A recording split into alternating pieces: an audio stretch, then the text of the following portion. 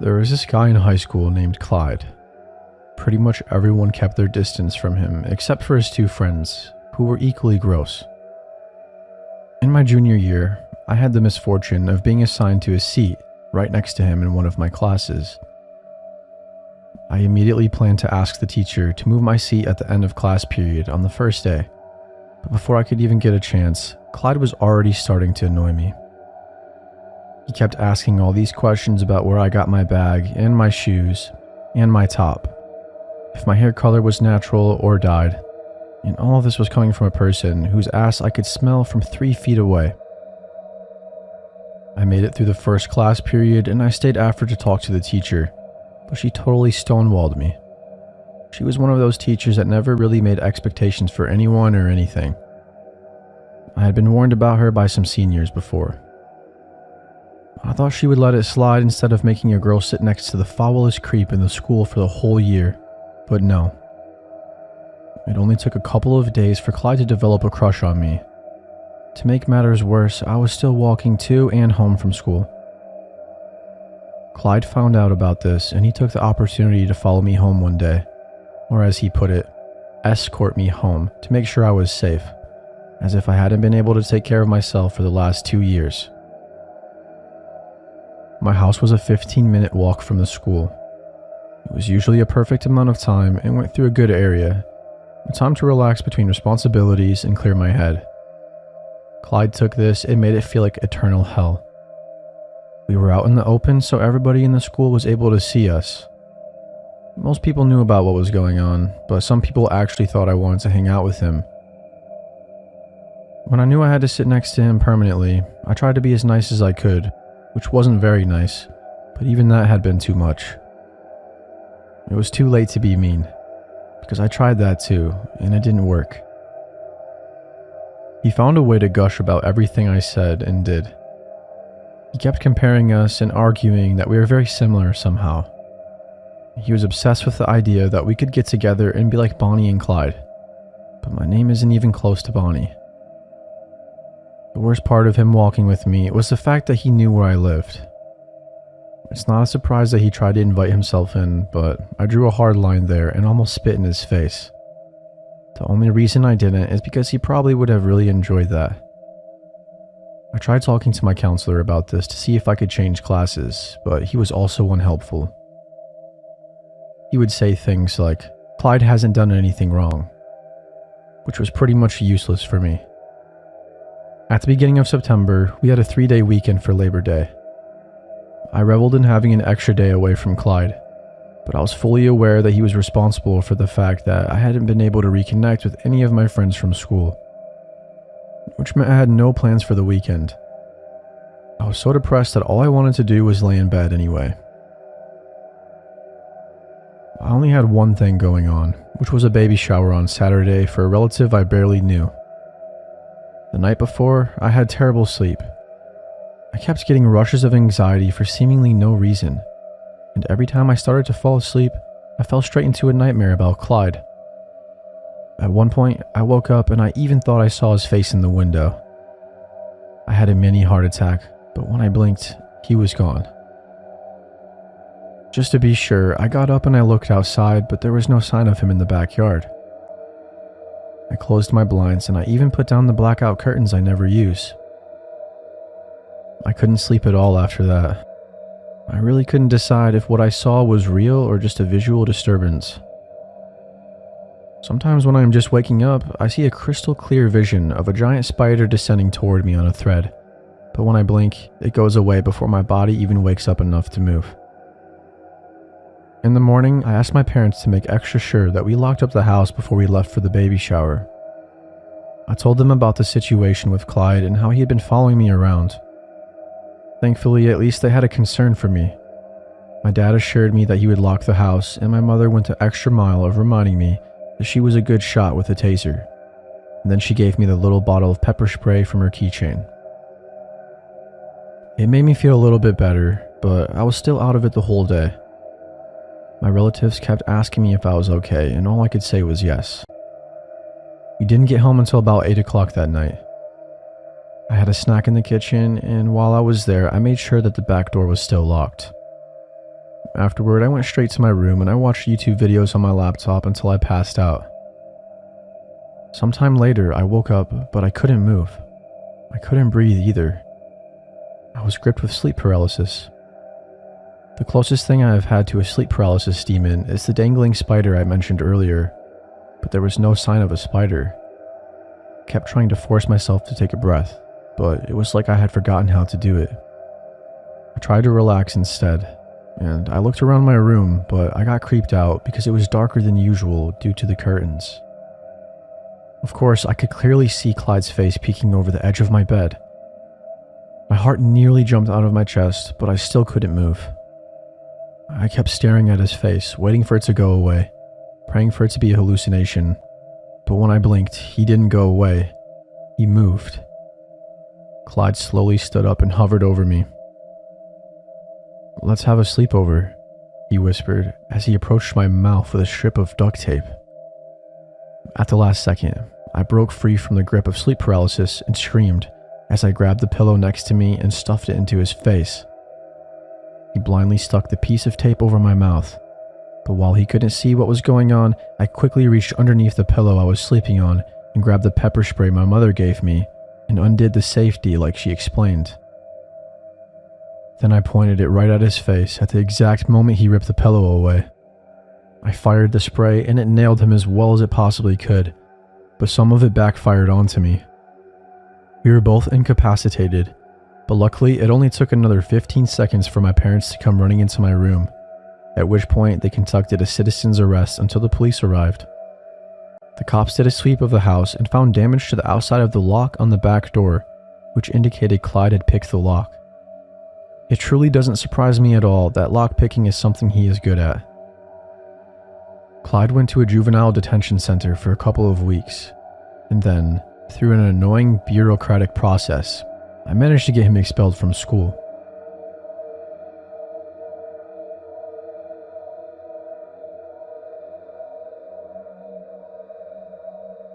I was once in a relationship with the craziest girl I've ever met. I was pretty desperate for love when I thought I fell for her. Man, she might have been the hottest girl I'll ever be with, but she was so not worth it. I realized she was extremely unhealthy for me. She spent all my money and ran off all my friends, and once she had me to myself, she used up all my free time and drained my life force. That's not even going into the slightest detail about all the little things that make her craziness her own kind of special crazy.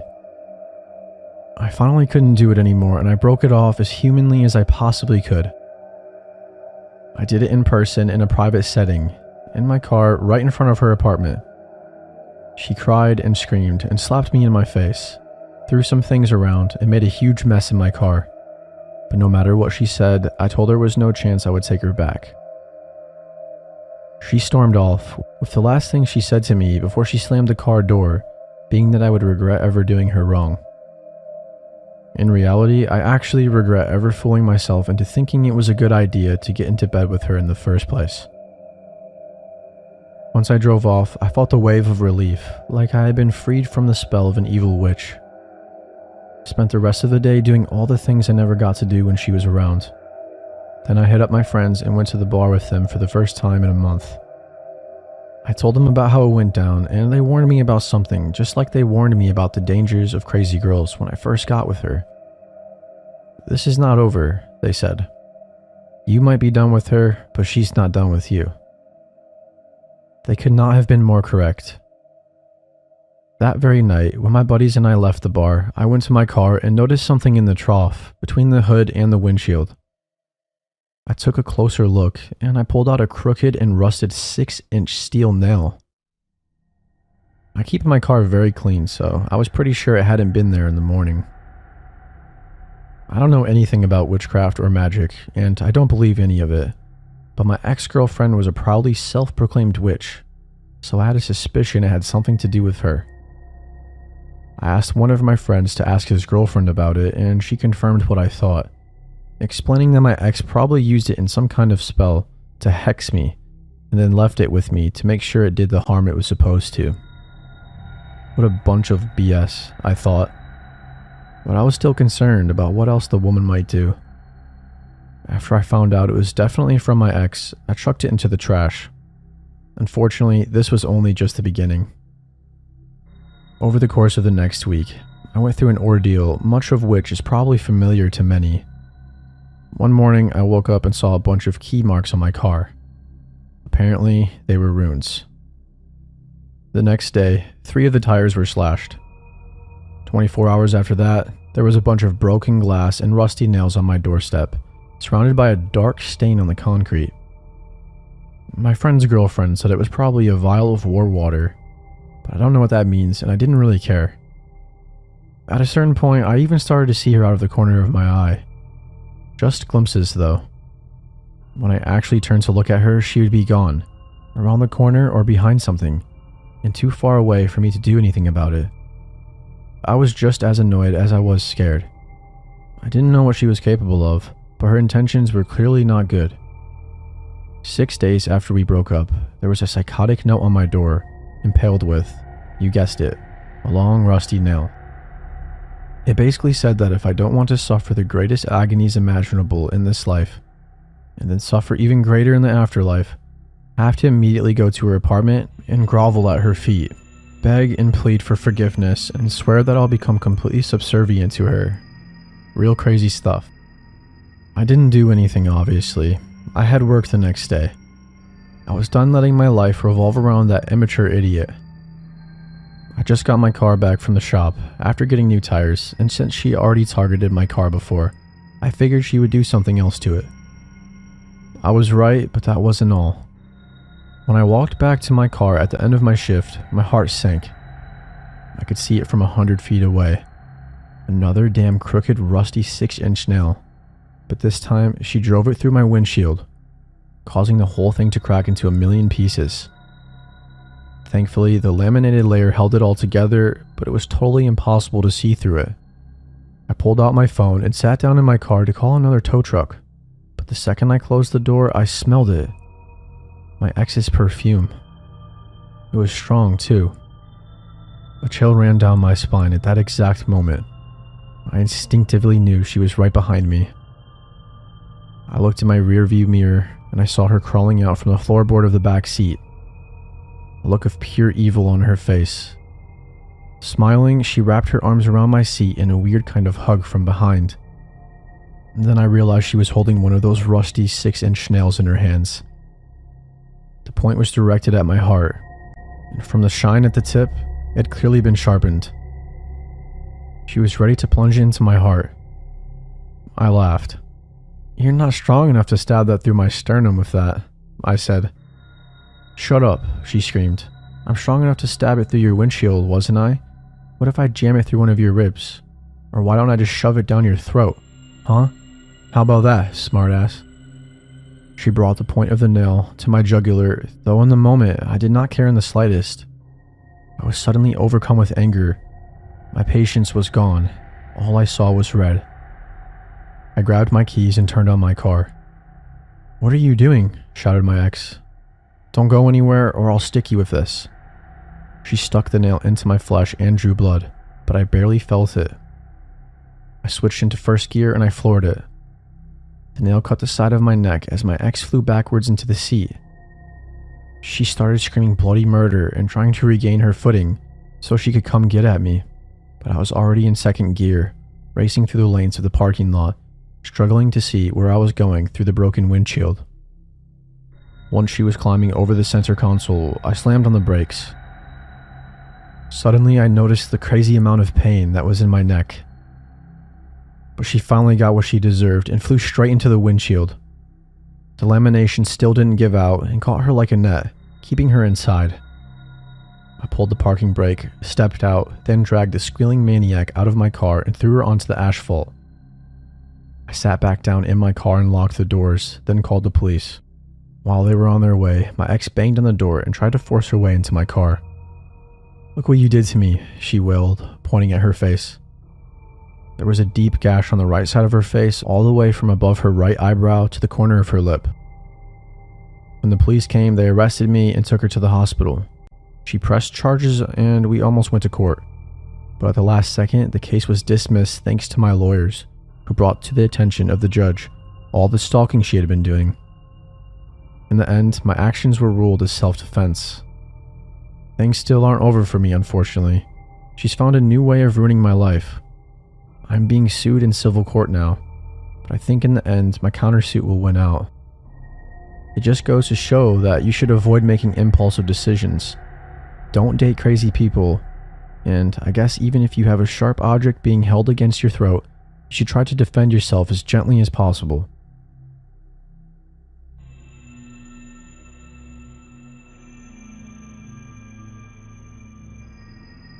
When I was in college and lived in the dorms, I did most of my studying either in the library or the Starbucks on campus. The library was free to get into and quieter, but the Starbucks was closer to most of my classes and had coffee. Plus, I could hang out with my friends at the same time. It was a popular place for that reason, and my preferred study spot as well. I had a routine of going there after class and immediately getting everything done so I could have my evenings free. I never paid attention to what was going on around me or who was sitting in the coffee shop. My ability to focus was pretty strong, especially with the help of caffeine and my ADHD medication. My friends weren't quite the same, however. They were much chattier and liked to people watch during their breaks. At the start of second semester, a new person showed up at the coffee shop. If nobody had told me about him, I would have assumed he had been around all year like anybody else. But my friends knew they had never seen this guy. He seemed harmless at first, just like anybody else, and he was more a new potential piece of gossip than any sort of threat. When he was pointed out to me, all I saw was another guy with a latte working on his laptop and taking notes while listening to music. My friends asked me what I thought about him, like if he was cute or if I knew who he was. He was kind of pale and a little greasy and had a weak chin, but overall, he was unassuming. "He's a stranger," I said, "and kind of an ugly one." Perhaps I said it too loud, because the noise and the laughter of my friends made him glance over at us for just a second. I looked away and got back to work. The next day, he was there at the coffee shop again, doing the exact thing he was doing the day before. Writing things down in his notebook, staring at his laptop, and occasionally looking around. I didn't think anything of it, even when I saw him every day I went there the entire next week. The only thing that struck me as strange was the fact that I was taking notice of it. I'm sure I saw the same 50 faces in there every single time, but I never even registered their existences. What was it about this guy that made me subconsciously pay attention to him? I had no idea, but then again, I had bigger fish to fry, and notes to take, and lectures to listen to, and textbooks to read. I had one class a week that was right next to the library, so naturally afterwards I would do my studying there instead of going across campus to go to Starbucks. It was nice to get a break. Peace and quiet was always nice. Nobody talked in the library. Everybody was in their own little world. Not even people watching was a thing. Everyone had their faces down and noses to the grindstone. Everyone except for that one guy. About 10 minutes into my study session, I noticed him sit down about 10 tables away. I rolled my eyes and tried to ignore him, but he kept looking at me. Not glancing, but staring for a few seconds, and then looking down once I saw. At this point, it seemed like he may have been developing a crush on me, but I was determined to not let any boys distract me from my goals. After a few more days, he faded into the background. The novelty wore off, and I no longer cared if he was around me or not. Unfortunately, as much as I tried to ignore him, the more he appeared everywhere I went. Even on my way back to my dorm, after the 6 o'clock class I had that got out at 8 p.m. I was just trying to get home after a long day of class. I walked out the door of the building and nobody was behind me except for the other students in the class that just let out, which I knew did not contain any pale, greasy men with weak chins. And yet, once I made it down the steps and onto the sidewalk, who did I see but him? That's when my stomach dropped. I kept on going as I wanted to avoid interaction. Eventually, I found myself alone with him still following me. I made it inside my dorm hall and headed to my door, which was on the first floor. I was terrified that this creep would scan his ID and follow me inside, but when I got to my dorm, I glanced back at him. He was just standing in front of the glass and staring at me. I quickly got inside my dorm and locked the door behind me.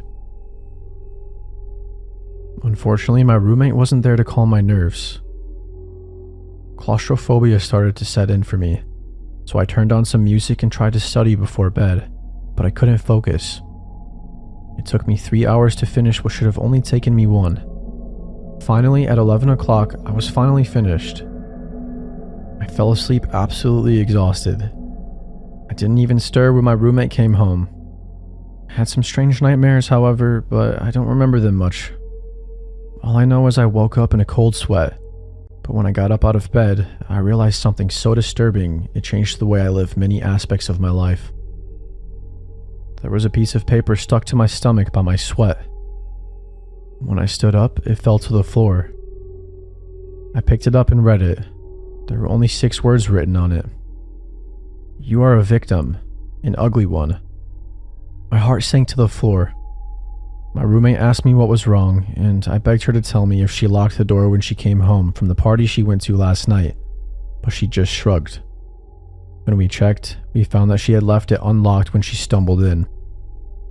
That could potentially mean that the door was wide open for that weirdo to sneak into our room, and for what? Just to scare me? Gradually, things started to make sense. An awful, sick, demented sense I never wanted to understand. I hadn't realized that I was being stalked for the last month. That weak-chinned creep didn't even go to the school. That's why he showed up in the middle of the year and nobody knew who he was, and why he couldn't get into the dorm without following somebody in. All those notes he took were about my routine, and maybe about the routines of other girls too. But I couldn't understand why. Was it really just because I said he was ugly? That sent him into a month-long obsession? I reported him right away, but the school's response was lax. They said if I ever had a problem with it again, I should report it to the police. However, I guess that sick freak got bored of me and my college, because he was never seen again. My guess is he was using us as targets to practice on. In all fairness, the experience has taught me to be more aware of my surroundings and more wary of danger.